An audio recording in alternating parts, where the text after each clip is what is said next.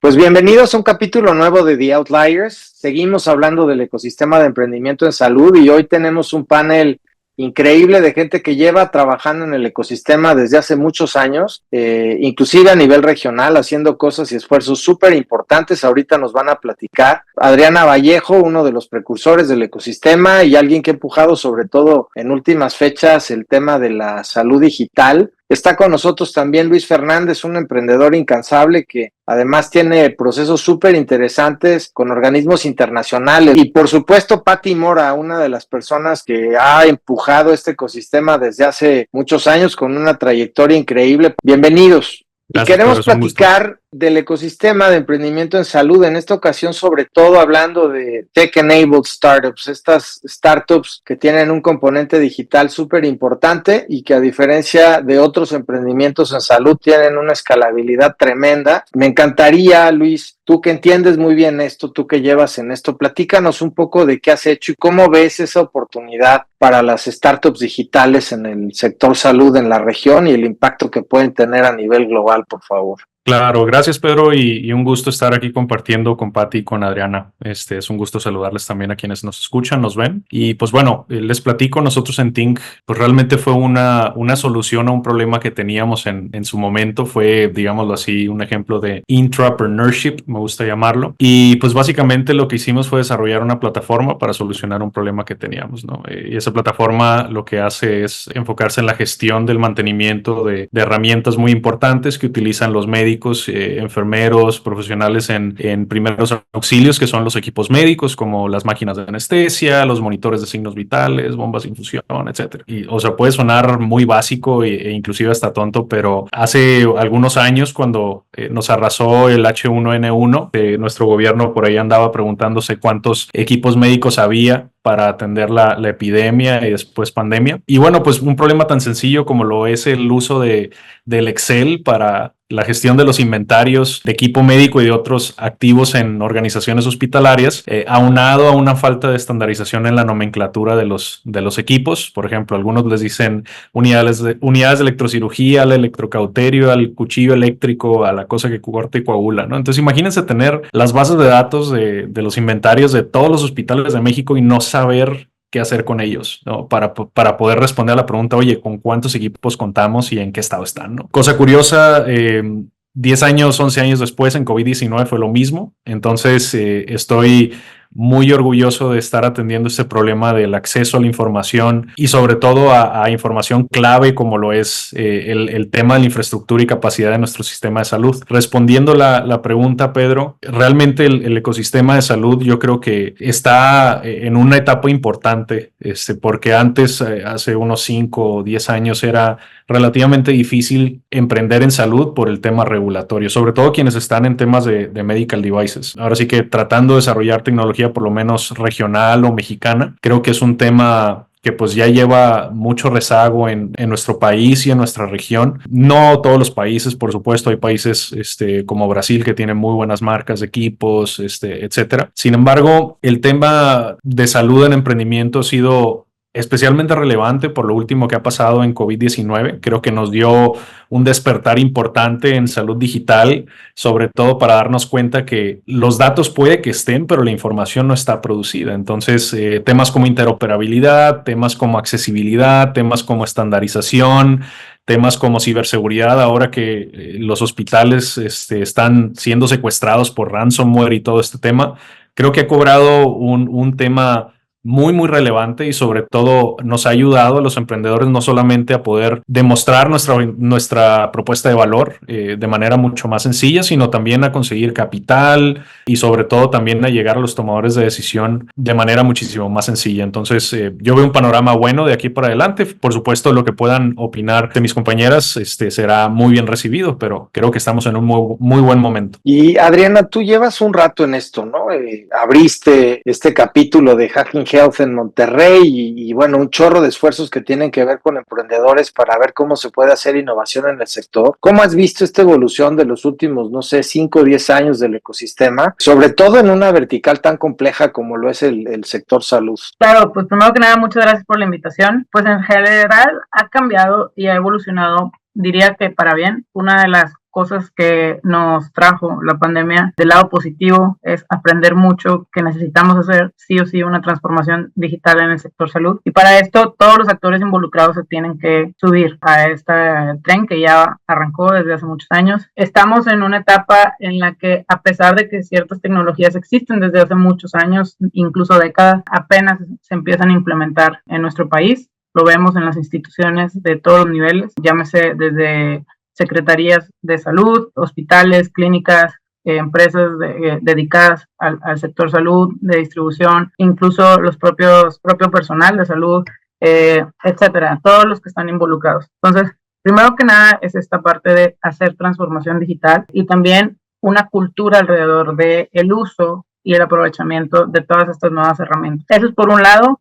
Y por el otro está también el crear las herramientas, ¿no? Poco a poco hemos ido viendo que surgen muchas iniciativas. Creo que la de Think es un gran ejemplo que podemos ver y que están resolviendo problemáticas muy serias y muy importantes para nuestra población y para nuestra región, que también es algo importante de ver, que aunque somos países muy diferentes y que tenemos diferentes sistemas de salud, diferentes regulaciones, incluso al final tenemos un punto en común, que es el atender a nuestra población y mejorar la calidad de vida de todos ellos. Entonces, el tema de tener herramientas que nos apoyen a mejorar cada día la atención, que cada vez es más demandada además, cada vez lo vemos más, necesitamos hacer procesos más eficientes, evitar dobletear información, evitar riesgos de seguridad como los que mencionaba Luis en cuanto a temas de ciberataques y entender cómo profesionales de la salud o como pacientes o como familiares de pacientes tomamos decisiones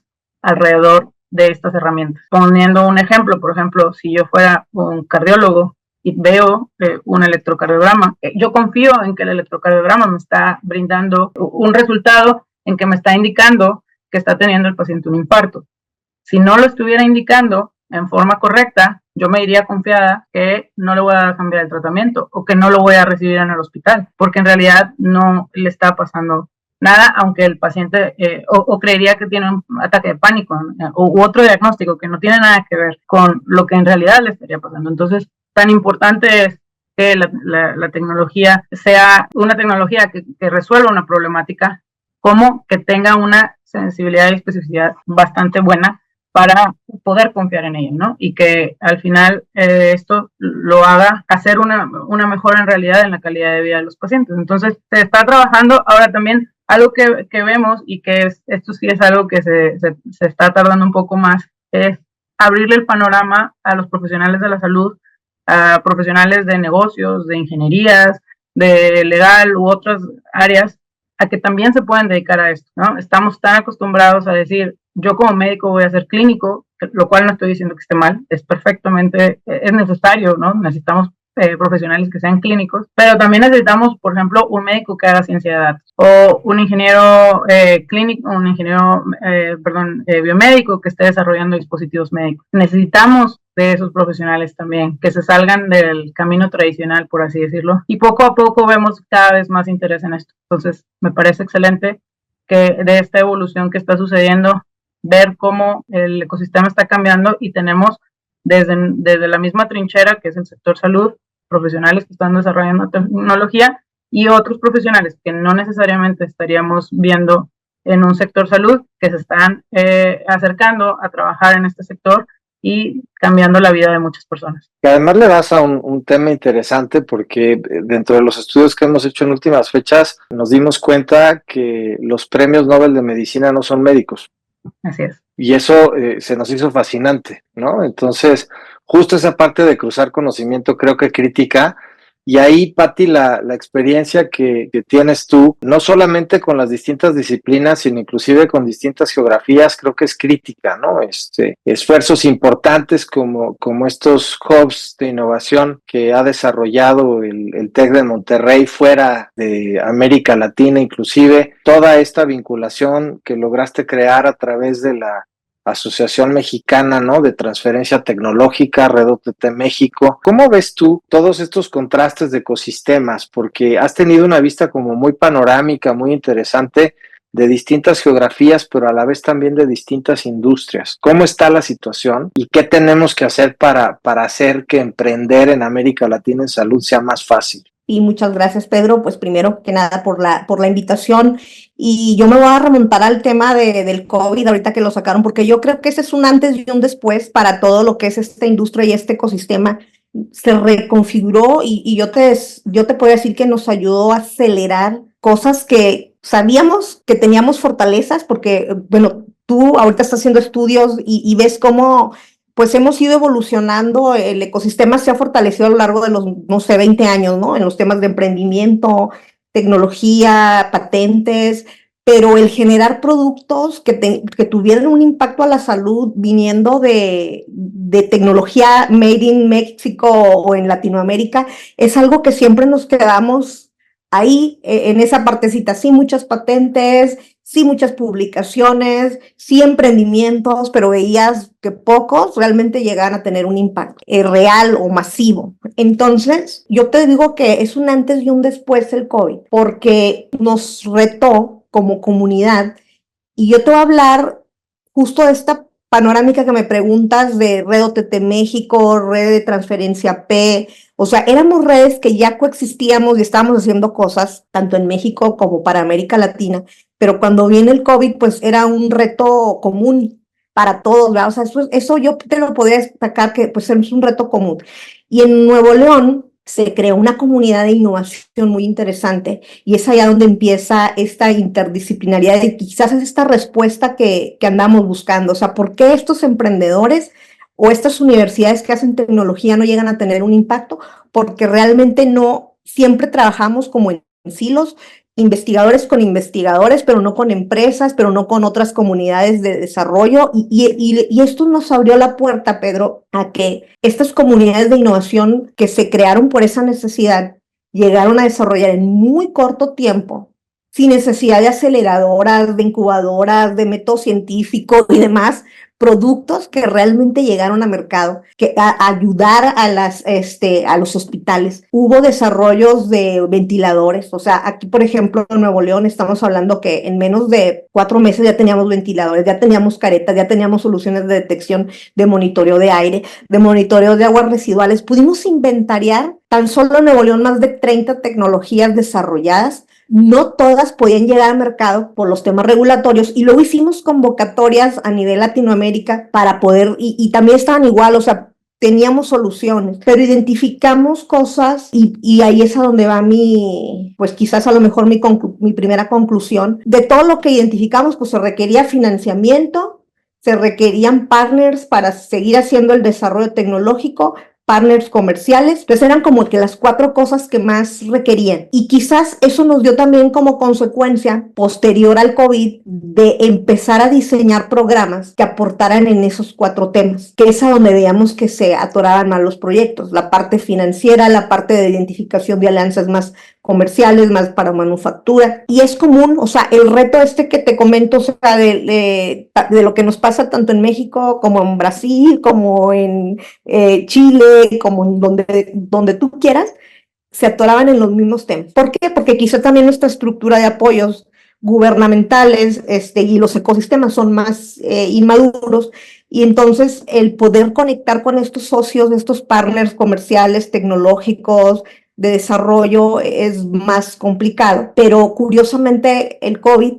nos ayudó a conectar más rápido. O sea, aquí hicimos estas comunidades de innovación más cerradas, más abiertas, pues, pero incluyentes. Y por eso te digo que es un antes y un después, porque creo que a raíz de eso nos permitió identificar, al menos a nosotros, o sea, crear fondos que nunca habíamos tenido para impulsar estos huecos que hacían falta. Pues en eso estamos, ¿verdad? O sea, en seguir creando como creamos la alianza, quizás en mi otra intervención, te digo que esto fue una consecuencia también de crear una alianza que le llamamos Alianza Emprende Salud con FunSalud, pero justo yo creo que el detonante fue esta emergencia que tuvimos de COVID-19. Oye, Luis, y ahondando un poco en lo que hablaba Patti, ¿no? De todos estos aparatos de soporte al emprendimiento. ¿Cuáles son esos retos que enfrentas como emprendedor y dónde están esos apoyos? COVID nos ayuda a tener un foco específico, a no estar tan distraídos con tanta cosa, y eso en automático pues provoca que haya una voluntad alineada de un chorro de actores, ¿no? ¿Cómo están estos retos que enfrentan los emprendedores y las soluciones o los aparatos de apoyo que también funcionan o dónde están las áreas de oportunidad? Siendo estudiante y ahora siendo profesor, tuve la oportunidad de ser profesor a nivel licenciatura y ahora en maestría. Y justo, o sea, en esta clase que estoy dando me hizo más sentido que nunca porque estoy dando una clase que se llama Gestión de Inventario y Mantenimiento, ¿no? Que pudiera ser súper sencilla y súper obvia, pero viendo la teoría y haciendo ejercicios y demás, viendo la capacidad, sobre todo el desarrollo que tienen mis alumnos, me doy cuenta que los profesores estamos cerrando en algo importante y eso es el conectar la industria o el sector con nuestros proyectos finales. Por ejemplo, generalmente en mi carrera, que es ingeniería biomédica, hay mucho de qué hablar, ¿no? Que si inteligencia artificial, que si cirugía robótica, una diversidad de cosas, digámoslo así, lo voy a decir tal vez con mucho tacto. No quisiera, por supuesto, que me malinterpretaran al decirlo, pero cosas muy arriba, ¿no? O sea, muy, digamos, en un tercer, cuarto, quinto nivel, ¿no? Pero cuando volteamos y estamos viendo que no sabemos cómo hacer un inventario, o sea, es decir, las bases no las tenemos lo suficientemente sólidas. Entonces, creo que número uno, empujar al alumno y sobre todo a la academia en general, a la universidad, a salir a campo y a darse cuenta que lo que estamos haciendo en trabajos finales vale, creo que es indispensable y creo que desde ahí nosotros tenemos que hacer lo propio, ¿no? Que los emprendedores y mis compañeros que estamos emprendiendo en salud, que nos involucremos con la academia en la medida de lo posible para poder ayudar, por lo menos no a dar clase, no es necesario, pero por lo menos a detectar esos proyectos que creo que pueden hacer la diferencia en hospitales. Inclusive yo tal vez, algunos dirán que me metí un balazo en el pie, pero la verdad no me importa. Uno de mis proyectos finales, o de hecho uno de los proyectos dentro de la maestría es crear un CMMS, que es el tipo del tipo de sistemas que yo ofrezco actualmente, ¿no? Entonces, algunos podrán decir que estoy ayudando a formar a mi competencia. A mí me gustaría pensar que estoy profesionalizando la industria para que exista más competencia. Sí, porque mi competidor principal no es una empresa multinacional, no es una empresa americana, es Excel. ¿Sí? Excel y el papel, creo que esa es la competencia de muchos de nosotros si no nos damos cuenta. Entonces, primero, conectando a la academia con la industria y el sector, creo que va a dar muy claro, o más bien nos va a ayudar a demostrar en dónde existen áreas de oportunidad en un nivel inmediato. Nosotros como personas creo que no nos damos cuenta que al ser pacientes somos clientes y que la regulación es una base muy básica sobre lo que nosotros podemos y debemos exigirle al sector. No importa si es público, no importa si es privado, pero justo me tocó ser, digamos, me tocó ser paciente recientemente. Tuvimos bebé en diciembre y justo fue un tema de emergencia y la verdad es que traté de mentalizarme lo más posible tanto en mi rol de biomédico como en mi rol de esposo, así como en el rol de futuro padre, pero también como cliente. Es decir, a ver, estás en una habitación y luego estás en un quirófano. ¿Cómo están los equipos médicos que me están atendiendo? ¿Tienen su mantenimiento? ¿Las personas pueden demostrar que el mantenimiento que le dieron es adecuado?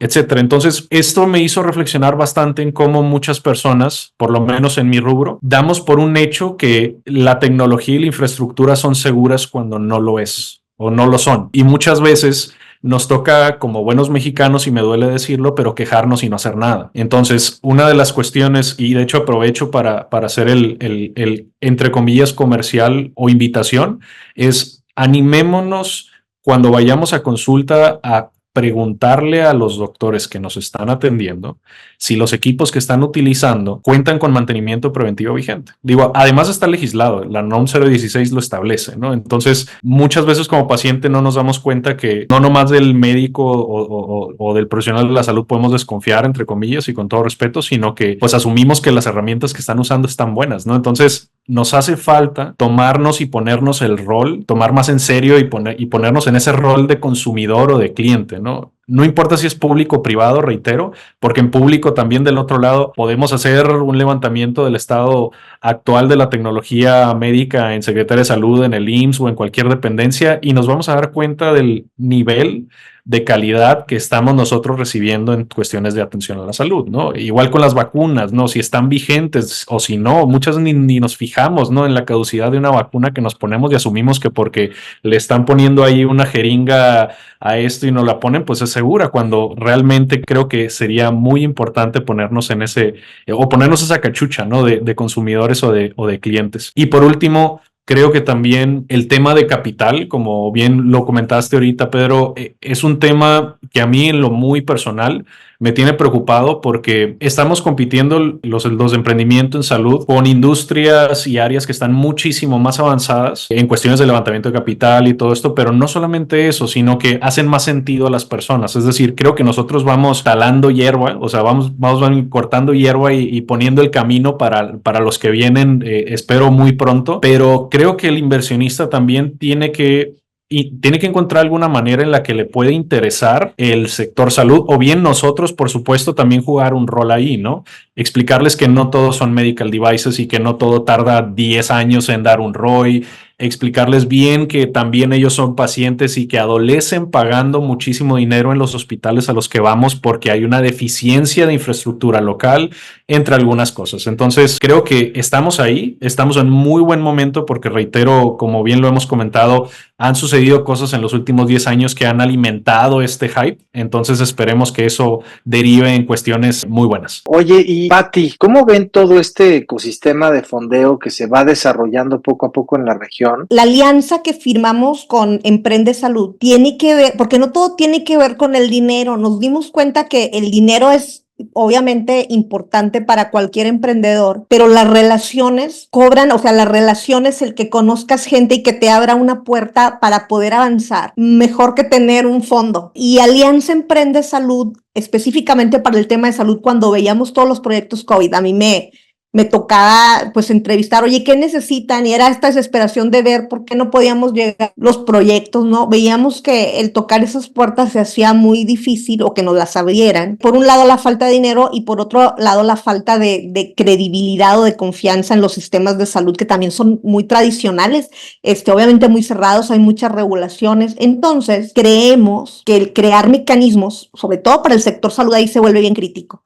Con alianzas en hospitales, con alianzas, y en este caso fue FunSalud, que tiene toda esta red de hospitales y de relaciones con el gobierno importantes y de relaciones con empresas farmacéuticas importantes para poder crear un fondo de apoyo a proyectos que no nada más les diéramos dinero en especie, sino esa posibilidad de que sus pruebas fueran aceptadas en lugares donde comúnmente no les iban a abrir las puertas. Y eso lo íbamos a lograr con una llamada o con 2 llamadas del presidente de la fundación hacia estas personas que les pueden ayudar a tocar estas puertas. Entonces, empezamos con este piloto y justo creamos este mecanismo. Te estás hablando que hace 2 años lanzamos esta primer convocatoria y dijimos, vamos a ver pues cómo reacciona, cómo podemos apoyar, y apoyamos, nos enfocamos a temas cardiometabólicos, pero justo ahí el trabajo de FunSalud y del TEC es, vamos a abrir nuestros laboratorios que comúnmente en el TEC pues no eran para emprendedores, sino para investigadores, a que puedan hacer estas pruebas que les pueden ayudar a tener estas certificaciones. FunSalud nos ayuda, vamos a abrir este laboratorio, este hospital de cardiología para que puedan hacer estas pruebas de resonancia magnética de los stents dentro de sus hospitales. Pues no es nada más el comprar materiales, en hacer la fabricación, sino poder hacer estas pruebas. Cuando hablamos de ecosistemas, ahorita que estamos hablando de estos ecosistemas, es tener estas conexiones claras, siendo la universidad con sus laboratorios, con sus científicos, con sus alumnos, que son talentos y que son los semilleros de muchas ideas, pero también los hospitales. Y ese ha sido, yo creo que el reto que nos ha llevado en estos últimos años dentro del TEC, que son complementarias. O sea, pareciera que a lo mejor son lo mismo, pero no, se complementan, como Alianza Emprende Salud, como el modelo EBCT, como lo que estamos haciendo con la Alianza del Pacífico, con las alianzas que tenemos con OJAP Chile, que son programas de apoyo a emprendedores de salud y de otros. Pero la cosa es que haya un menú. O sea, el tema aquí es que el emprendedor tenga esa opción de tener un menú, como cuando vas a un restaurante y en este momento tengo hambre de esto y agarras esto. Para mí eso es lo que es el ecosistema y eso es lo que tenemos que lograr articular pues desde las asociaciones como Red OTT México, Red Transferencia Alianza Pacífico, como las mismas universidades, Y es lo que hemos nosotros, creo, en estos últimos años intentado, ¿no? Poner a disposición de emprendedores convocatorias que nosotros financiamos con recursos ya sea propios del TEC y que no necesariamente son emprendimientos que vienen del TEC, sino que pueden venir de fuera, como es lo de la Alianza Emprende Salud. Entonces tenemos toda esa como alternativa para poder ayudarles a conectar incluso con nuestros Core Labs. Gracias, Pati. Y Adriano, platícanos un poco de eso, porque también es complejo navegar a diferencia de otros espacios, ¿no? ¿Qué es todo este aparato que requieres para salud? Emprender en salud es toda una aventura, pero una buena aventura que vale la pena. Definitivamente está la parte financiera y aquí voy a ser muy breve en esta parte. Necesitamos financiadores, llámese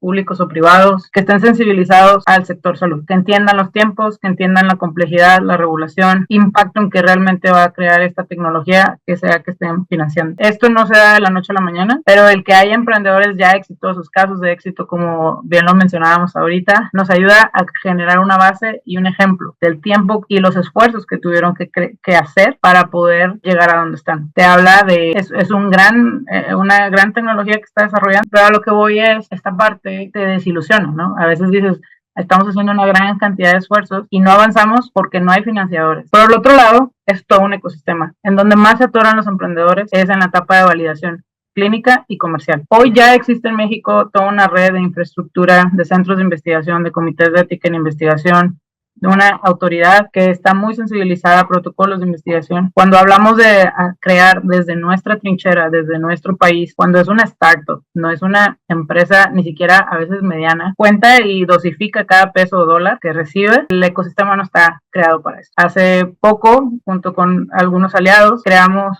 unos webinars en los que justamente platicábamos de esto. Le exigimos mucho al emprendedor que tenga la carpeta regulatoria, que tenga el protocolo de investigación, y del otro lado, la entidad regulatoria, los comités de ética, los sitios de investigación, los investigadores principales no saben exactamente qué pedirles. O lo saben, pero más o menos, no del todo. ¿Por qué? Porque no hemos tenido la práctica suficiente, ¿sí me explico? Y esto no es México, esto es a nivel internacional. Simplemente queremos crear, por ejemplo, un LLM que nos ayude a tomar decisiones en el hospital, a tomar decisiones en radiología o mejorar los procesos internos para las aseguradoras, etcétera, y no sabemos qué está detrás de ese software. ¿Cómo vamos a darle esa responsabilidad a algo que no está validado, que no está soportado y que no tiene la suficiente acreditación? Entonces, también nosotros tenemos que ser muy juiciosos al decir, vamos a hacer validación, pero necesitamos tener toda la infraestructura para que el emprendedor pueda hacer esa validación y que nosotros, o la autoridad, o el público en general, pueda sentirse seguro o segura de que estamos teniendo una tecnología que ya fue aprobada, como empieza a suceder en algunos países en Europa, en Estados Unidos o en otros. Estoy muy feliz que recientemente la autoridad mexicana ya autorizó 2 softwares como dispositivos médicos. Me encanta saber eso. Esperemos que esto evolucione y continúe con los años, pero necesitamos incentivarlo mucho más. Generarles un camino más sencillo, menos robusto, por así decirlo, o más claro, diría yo. Por ejemplo, algo que he platicado con varios colegas, es decir, ¿por qué no tener en una misma plataforma toda la información del camino que debería seguir un emprendedor? Porque sucede que ya van en el año 2 o 3 y no se dieron cuenta de toda la regulación que tenían que cumplir, entonces tienen que volver a empezar el prototipo. O que dicen, porque sucede mucho, ¿no? Es que no hay regulación, y sucede, en algunas áreas no hay regulación, o hay muchas áreas grises, pero no por eso te vas a olvidar que del otro lado del software hay una persona. Imaginémonos que somos nosotros, que es nuestra mamá, nuestro papá, al que vas a confiarle que el software esté diciendo, por ejemplo, qué tipo de bolsa de sangre le van a aplicar o qué dosis de insulina le van a dar al paciente. Imaginemos eso. Entonces no podemos pasarnos la regulación, poca o mucha que haya, pasar a nada. Por otro lado, también necesitamos incentivar a que se desarrolle y entender que esto no se lo podemos solamente dejar a la autoridad, sino crear grupos de expertos multidisciplinarios que apoyen a la autoridad para poder hacer más maduro nuestra regulación, ¿no? Hemos estado viendo en algunos otros países, como en los últimos meses o años, que han estado haciendo iniciativas muy interesantes que podemos tomar como referencia para justamente implementarlo en nuestro país, y creo que eso nos va a ayudar muchísimo a mejorar, y a mejorar en un corto tiempo, pero de una forma segura. Eso es algo muy importante. O sea, porque en estos últimos 10 años hemos avanzado muchísimo, pero no nos olvidemos que atrás de esas decisiones siempre hay una persona. Eso es lo más importante. ¿Sí? Oye, Luis, pero hay un punto que también creo que es clave y sobre todo para temas de salud, y es la parte que mencionaba Patti del tema de los pilotos, ¿no? Lo que luego le llaman empresas tractoras y tal. ¿Cómo funciona ese proceso? ¿Cómo se navega en eso? ¿Cómo llegas con una farmacéutica? ¿Cómo es esa experiencia y cómo le haces para sortearlo? Y en salud todavía, híjola, es complicadísimo, como bien mencionas, por el factor humano, ¿no? O sea, es decir, la repercusión o el riesgo que pudiese causar no solamente a pacientes, sino también a cuidadores o a terceros. Pero voy a empezar con lo más básico que Jeffrey Moore en su libro The Crossing the Chasm lo menciona muy bien. Hay muy poquitos innovadores. O sea, a lo que me refiero, innovadores como perfil de cliente. Existen diferentes tipos de perfil de consumidor y existe uno en particular que son los que dicen, Ingesu, voy a ir y lo voy a comprar y después me preocupo para ver qué onda, no, pero yo quiero probarlo, ¿no? O sea, gente que se anima indistintamente del readiness, tal vez del mercado, la infraestructura. De por sí, México tiene un rezago importante en transformación digital de salud como para que quienes estamos en salud digital vengamos a tratar de cambiarle el mindset a la persona que toda su vida lleva haciendo las cosas en Excel o en papel, ¿no? O sea, hay una resistencia enorme y no sé si es por conformismo, no sé si es por falta de competencias, no sé si es por inclusive algún miedo a ser medido, eso puede ser también, pero existe una resistencia enorme al cambio con el tema digital y tecnológico en general, ¿no? Hay profesionales de la salud que dicen, no, yo no quiero hacer el expediente clínico electrónico porque pues no quiero, ¿no? O sea, llevo toda mi vida haciendo recetas en papel y así las quiero seguir haciendo, ¿no? Entonces, así también hay hospitales y clínicas que dicen, no, nosotros tenemos toda la vida haciendo las cosas en Excel y en papel y nunca se ha muerto nadie. Entonces, creo que es complejo, primero que nada, para cualquier startup de base tecnológica romper ese paradigma de la mejora continua, de que existe una manera de hacer las cosas mejor, más fácil y sobre todo que generen más valor. Porque en el caso de nosotros buscamos generar un intangible que es el aumento del recurso, el aumento de la disponibilidad de recurso humano y tecnológico. Es decir, que los técnicos, los ingenieros de servicio, biomédicos que están encargados de atender la infraestructura de la salud puedan hacer más con el menor tiempo posible, ¿no? Es decir, que existan menos distracciones, que exista una mayor, o sea, por ejemplo, un caso particular es qué pasaría si nosotros tenemos todas las órdenes de servicio de los equipos en papel, digamos que así, o sea, generalmente se tienen almacenadas en carpetas. ¿Qué pasaría el día de mañana si queremos abrir otro hospital, ¿no? Oye, ¿cómo le hago para saber cuánto gasté en equipo durante N número de años? ¿Cómo saber cuál monitor resultó mejor para mi hospital por el perfil de trabajadores que tengo? Inclusive ayer estaba platicando con uno de nuestros inversionistas que llegó a ser director general de un hospital y yo le preguntaba, ¿no? Oye, ¿cómo puede la información que generamos en plataformas ayudarle a un director cuando ésta se comunica con otro tipo de sistemas, ¿no? Sistemas de imagen, sistemas de renta de equipos, sistemas de contabilidad.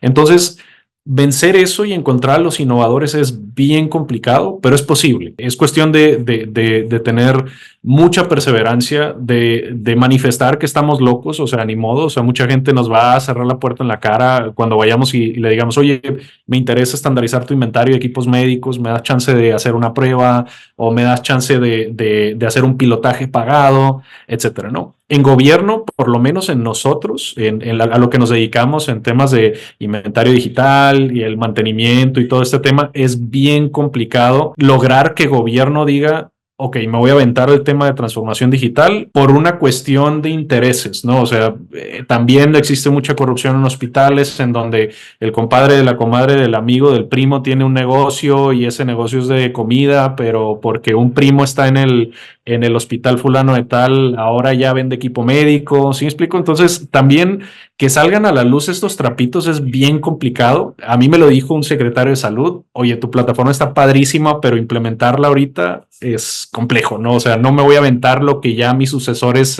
hicieron y que tienen ahí en mente, ¿no? Y por el otro lado, por supuesto, existe el tema relacionado a salud, ¿no? Existe el miedo a que los hospitales admitan nueva tecnología cuando ésta no cuenta con, digamos, la suficiente trayectoria o validación o estudios que comprueben que realmente es una tecnología segura. Caso particular que mencionaba Patti, el tema de COVID, ¿no? Desarrollaron tecnología médica, pero pues imagínate la perspectiva o el pensamiento de un paciente cuando nos poníamos a pensar que a mi primo, a mi mamá, a mi esposa, a mi hijo y lo iban a conectar a un ventilador que no había sido probado antes en humanos, ¿no? Entonces creo que también es bien complicado, pero vuelvo, tenemos que hacer énfasis en la simplificación y sobre todo en hacer más ágil la regulación para facilitar la innovación y no meterle el pie, ¿no? Y no atorarla. Y creo que también, por lo menos en lo que no es medical device, que ahí es donde entro yo, entran muchos sistemas de Internet de las Cosas, de ERPs y de todo esto, o sea que por supuesto tienen sus riesgos, sobre todo cibernéticos. Creo que tenemos que estar también a la vanguardia en temas tecnológicos y el estar también dispuestos a hacer las cosas cada vez mejor. Es decir, un enfoque completo a la mejora continua, sobre todo en un sector que nos afecta a todos. No importa si eres director de un hospital, vas a ser paciente en algún momento, o espero que no, pero pues digo, como dicen en mi familia, todo es, nada es seguro en esta vida más que la muerte, ¿no? Entonces, pues digo, creo que eso tiene un impacto muy, muy directo en la salud y en la calidad de vida de las personas. Gracias, Luis. Me gustaría hacerle a los tres la misma última pregunta. Para la gente que nos está viendo, ¿cuál es el mensaje que les dan ustedes con toda esta experiencia que tienen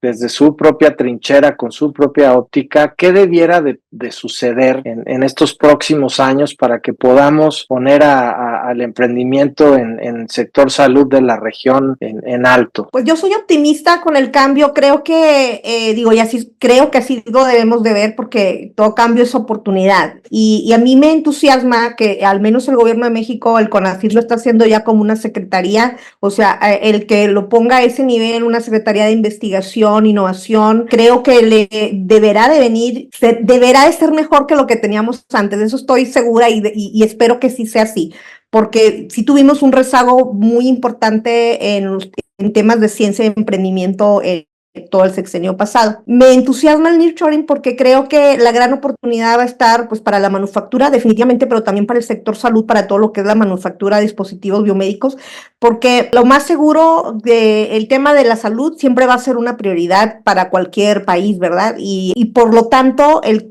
generar nuevas soluciones en temas de salud es algo que siempre va a existir, o sea, no es una moda, es una necesidad y por lo tanto hay que seguir teniendo muy de cerca y creando muchos programas con alianzas.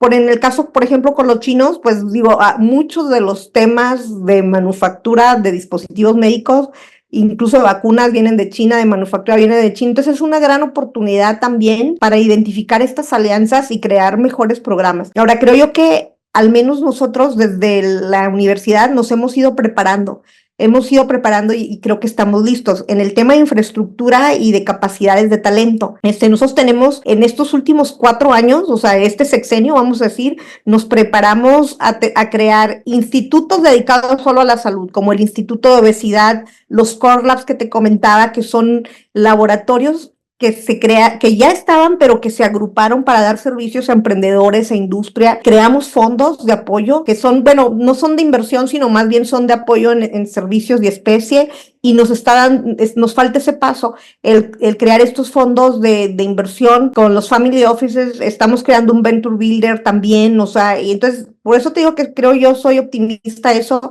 porque las oportunidades son bien grandes para México. Entonces hay que aprovechar todo este esfuerzo de cosas que hicimos en este último sexenio y sumar con el nuevo gobierno que creo que debe ser pues mejor que lo que teníamos. Entonces, pues yo trato de ser optimista. Adriana, ¿qué ves tú como siguientes pasos para el ecosistema? Yo creo que somos muchos actores dentro del ecosistema. Creo que cada uno de nosotros tenemos que impulsar y empujar a la madurez del ecosistema en la región de Latinoamérica y el Caribe. Hay países que llevan más avance que otros, definitivamente, pero el unir esfuerzos, el cambiar un poco de mentalidad de cómo nos hemos educado tradicionalmente o cómo hemos venido haciendo las cosas de forma tradicional y entender que estas herramientas que se están desarrollando, estas nuevas capacidades que están llegando al sector salud están aquí para ayudarnos y para mejorar muchas áreas, ¿no? Desde procesos, diagnóstico, tratamiento, entre muchas otras cosas, para nosotros mismos y para nuestros familiares, nuestros amigos, nuestros seres queridos, nuestra comunidad. Sumamente importante que si tú eres, por ejemplo, un abogado especialista en temas regulatorios, ayúdanos a madurar este sector, ayúdanos a hacer iniciativas de ley que puedan ayudar a que se cierren muchos gaps que hoy tenemos. Si tú eres un líder en un centro de investigación,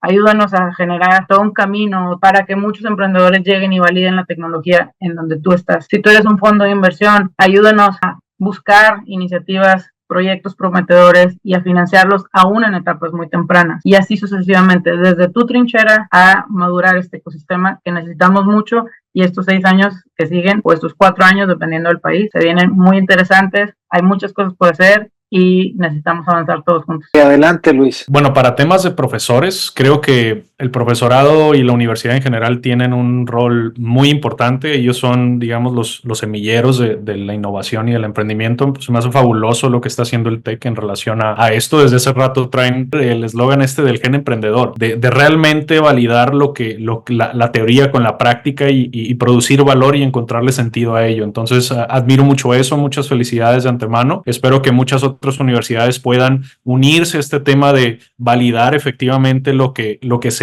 se dicta en las aulas, ¿no? Y que también podamos nosotros evolucionar el sector salud para bien. Entonces, para profesores, la teoría que nosotros enseñamos en clase, encontrarle un contexto real y de necesidad actual en campo.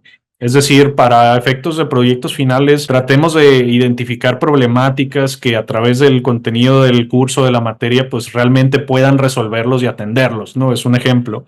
Para estudiantes, tener mucha perseverancia y sobre todo confianza en sus profesores, sobre todo si les están invitando a probarlo, ¿no? Creo que, y me tocó mucho a mí en la universidad, creo que no dimensionamos lo que podemos hacer afuera de una universidad mientras estamos estudiando, ¿no? Ahora es mucho más mucho más complejo, pero creo que igual es posible, ¿no? Entonces también estudiantes, acérquense a sus profesores, acérquense también a la industria, al sector, para detectar problemas, y ustedes también, no todo queda del lado de la universidad, pero ustedes también busquen aplicar lo aprendido. Para emprendedores, por supuesto, creo que perseverancia también es la clave. Creo que también una lección aprendida que nos pasó a nosotros es hablar mucho con el perfil del cliente, es decir, tratar de validar que en lo que estamos gastando y lo que estamos desarrollando realmente le hace sentido a ellos. A mí me tocó, por ser ingeniero biomédico y ser un apasionado de mi proyecto, yo pensaba que iban a necesitar muchas funciones que invertimos mucho dinero y tiempo en desarrollar, y resultó que no, cosas más básicas eran necesario. Entonces pudimos haber ahorrado bastante tiempo y dinero en ello. Todo es un aprendizaje y me da muchísimo gusto poderlo estar comentando mediante este canal.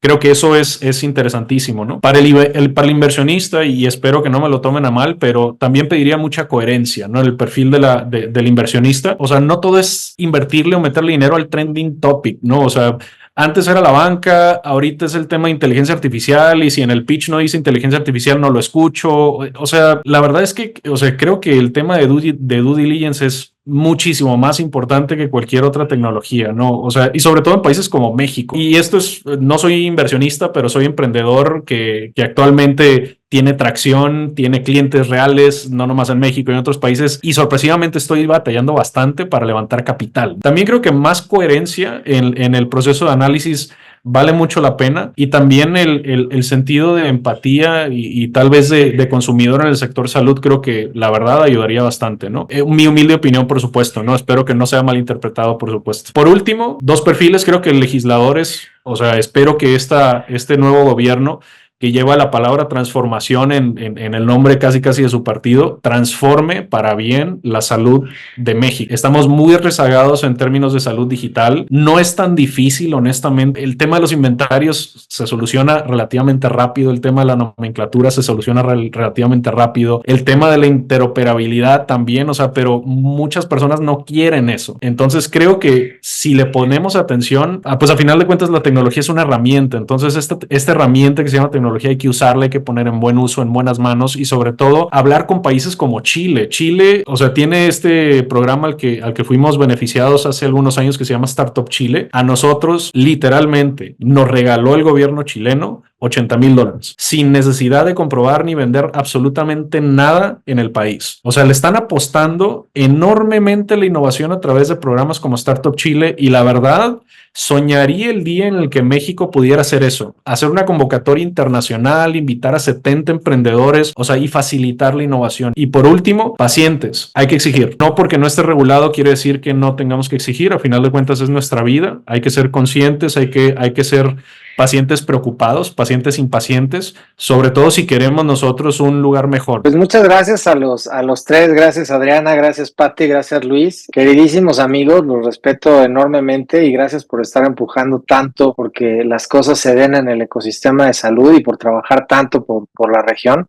A usted que nos está viendo, le agradecemos que nos haya regalado unos minutos para entender opiniones de líderes del ecosistema de emprendimiento de América Latina. Estamos, como saben, en YouTube, en Spotify y en Apple Music. Si hay alguien con quien no hemos platicado todavía, si hay algún tema que creen que debiéramos de platicar, por favor búsquenos, háganoslo saber y nos vemos en la próxima. Muchas gracias.